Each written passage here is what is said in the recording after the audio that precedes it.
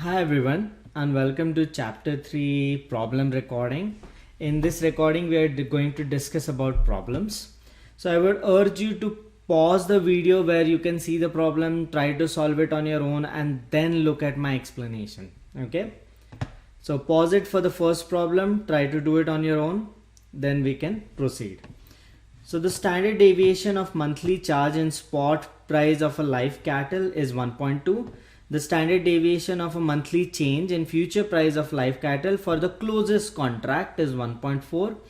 Correlation between the two is given 0.7. It is October 15th. A beef producer is committed to purchasing 200,000 pounds of live cattle on November 15th. So it is October 15th and you have to close the contract in November 15th. The producer wants to use December live cattle future contracts to hedge its risk. Each contract is for delivery of 40,000 pounds of cattle. What strategy should the beef producer follow? So first of all, when the contracts are similar but not exactly same, we use a concept of hedge ratio. So first you have to calculate hedge ratio. Hedge ratio is given by 0.7, that is correlation between the prices, into spot price deviation 1.2 divided by future price deviation 1.4. So hedge ratio comes to 0.6. Now how much pounds do you have to hedge? So you have to hedge 200,000 pounds into 0.6, that is the hedge ratio, 120,000 pounds of cattle. You have to hedge this much, right? So how do you find it out? The contract size of spot into hedge ratio is how much you have to hedge. So how would you do it? By taking positions in $40,000 contract. So 120 divided by 40, so almost 3 contracts you have to go long on to hedge this risk. So always whenever you have to find how many contracts to hedge, always find out the hedge ratio first, multiply it by contract size in the spot market divided by contract size in the future market. Okay. The next one, on July 1, an investor holds 50,000 shares of a certain stock. The market price is $30 per share. The investor is interested in hedging against movement in the market over the next month and decides to use the September mini SAP 500 contract. The index is currently 1500 and one contract is for delivery of 50 times the index. The beta is given as 1.3. What the strategy should the person follow? So you hold a stock. To hedge this risk, we always go short. If a portfolio manager is having some stock, to hedge that risk, he would go short on the position.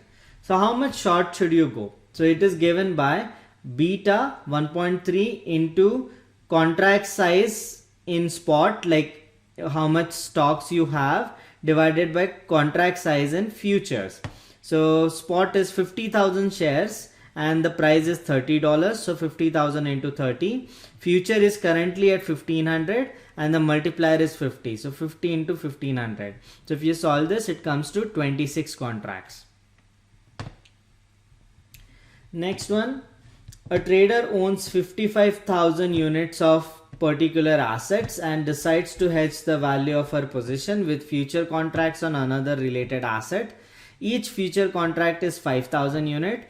The spot price of an asset that is owned is $28 and the standard deviation of change in price over the life of the hedge is $0.43, that is 43 cents.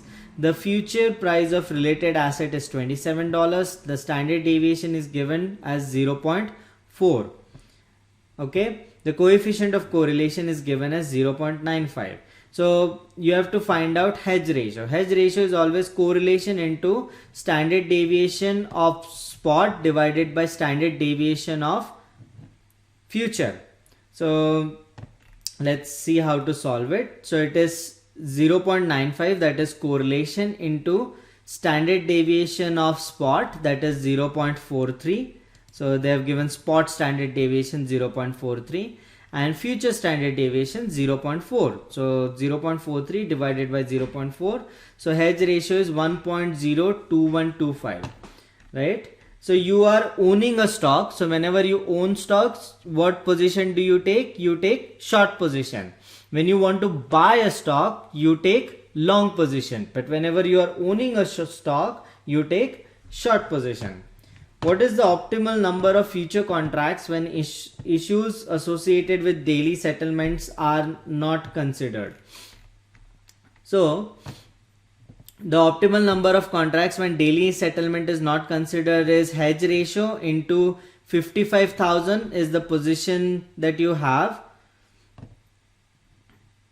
So this one, 55,000 is the position you have, and spot and the future contract is 5,000. So if you do not consider daily settlement, it is 55,000 divided by 5,000 or 11 contracts. Next one, if you are considering daily settlement, what will it change to? So if daily settlement is considered, then you have to consider the current prices. So current prices of spot is 28 and current price of future is 27. So you have to factor that in.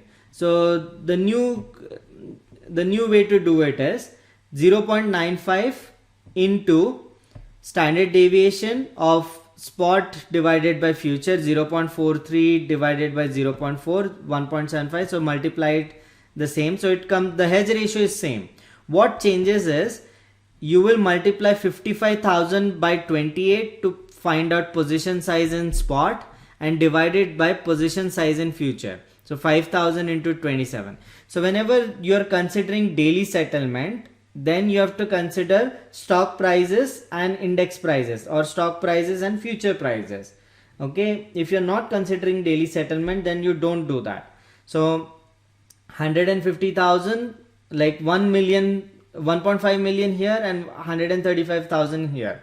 So you just multiply it, hedge ratio multiplied by 1.5 million divided by 1.35, it comes to 11.64 or 12 contracts roughly. Okay. The next one, a company wishes to hedge its exposure to a new fuel whose price has 0.6 correlation with gasoline prices. The company loses 1 million for each 1.7 cents increase in gallon price over the next 3 months. The new fuel change has a standard deviation that is 50% greater than the price of gasoline. So if gasoline futures are used to hedge the exposure, what would the hedge ratio be? What is the company's exposure measures in gallon? What position measured in gallon should the company take in gasoline futures? How many gasoline futures contracts should be traded? Each future contracts they have given size of 42. It's exactly the same. So hedge ratio is always correlation into standard deviation of spot divided by standard deviation of future. They have given standard deviation of spot is 50 times greater than standard deviation of future. So it is 1.5 divided by 1. So 0.6 into 1.5, hedge ratio comes to 0.9. Now, for taking 100 million gallons you're trying to cover 100 million gallons, right? So where was it given?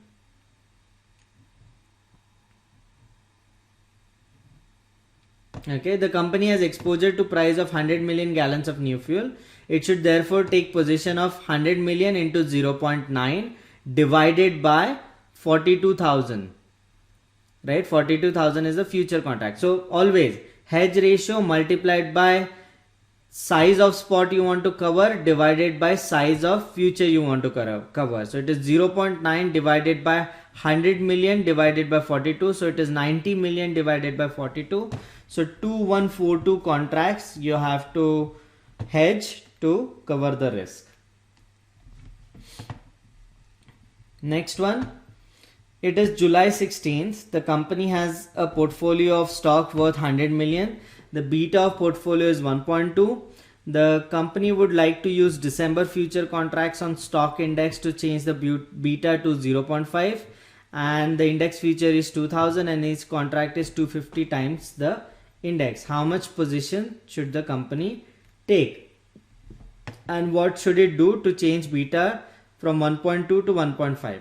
So formula is current beta minus the target beta into size of position, that is 100 million, divided by future size. So 2000 is the index value, multiplied 250. So it comes to 140 contract. Now you want to change it to 1.5. So the formula becomes target beta minus current beta 1.5 minus current beta 1.2 into size of position you want to hedge 100 million divided by contract size and futures. So 2000 into 250.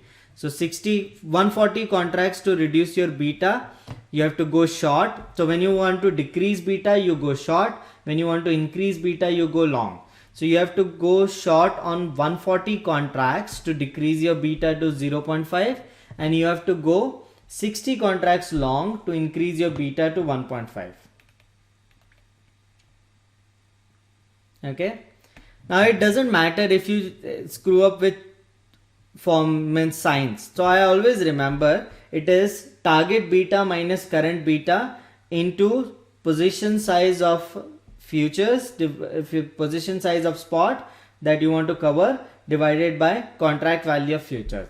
So it doesn't matter if you do, because the signs are irrelevant here. You know what you have to do, long or short. The next question.